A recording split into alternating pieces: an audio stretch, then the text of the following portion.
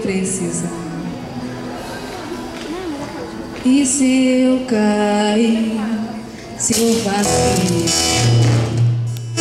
quem vai me levantar? Sou eu quem vai ouvir vocês quando o mundo não puder entender. Foi Deus quem te escolheu pra ser o melhor amigo que eu pudesse ter. Amigo pra sempre, os amigos que nasceram pela fé. Amigo pra sempre, para sempre amigo sim, se Deus quiser.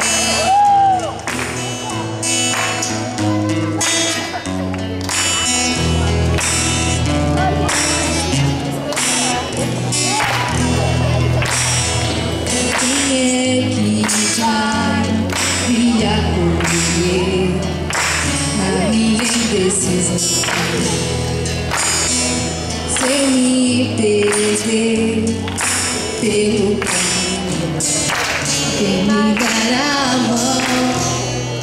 Foi Deus quem consagrou você para sermos meus amigos no seu coração. Por isso eu estarei aqui quando tudo parecer sem solução. Peça a Deus que te guarde e lhe dê sua paz.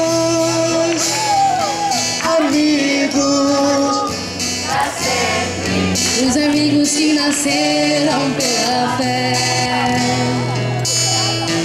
Amigos pra sempre, para sempre amigos sim, se Deus quiser. Amigos pra sempre, os amigos que nasceram pela fé.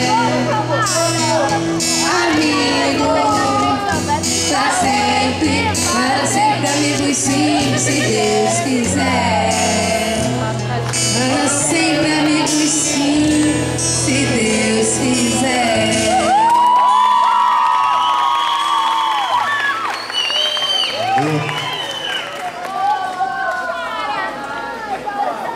Bom, a gente começa agradecendo e termina agradecendo, né? Agradecendo aqui pela técnica do Fabinho Aranha, que veio aqui e consertou meu violão na hora. Agradecer ao Vinícius ali, né, pela dedicação também, Rodrigo, por estar aí. Agradecer a vocês, pais, vocês, parentes, família, comunidade, que estiveram presentes até agora, tá, colegas, tá? Vocês, alunos. Que Deus possa abençoar cada um de vocês, tá? E que a vida seja realmente vista como alguém de atitude, tá? Porque só tem atitude as pessoas de sucesso. Vamos lembrar do que o pastor falou na quarta-feira, né?